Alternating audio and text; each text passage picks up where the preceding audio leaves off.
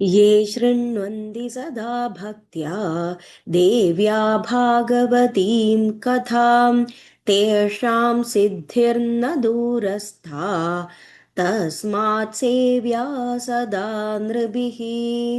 യേ ആരാണോ ശൃണ്വന്തി കേൾക്കുന്നത് സദാ എപ്പോഴും ഭക്തിയ ഭക്തിപൂർവം ദേവ്യ ദേവിയുടെ ഭാഗവതീം ഭാഗവത കഥകൾ തേഷാം അതുകൊണ്ട് സിദ്ധിർന്ന സിദ്ധിക്കുക തന്നെ ചെയ്യും ദൂരസ്ഥ വളരെ ദൂരത്തിലല്ല അടുത്ത് തന്നെ തസ്മാത് സേവ്യ അവർക്കൊക്കെ സിദ്ധി വളരെ അടുത്ത് തന്നെ ദൂരമല്ലാതെ വളരെ അടുത്ത് തന്നെ സേവ്യ സേവിക്കുന്നതാണ്.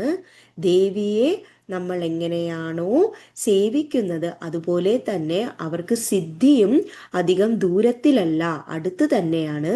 സദാ എപ്പോഴും നൃഭിഹി നിരന്തരം ഉള്ളത്.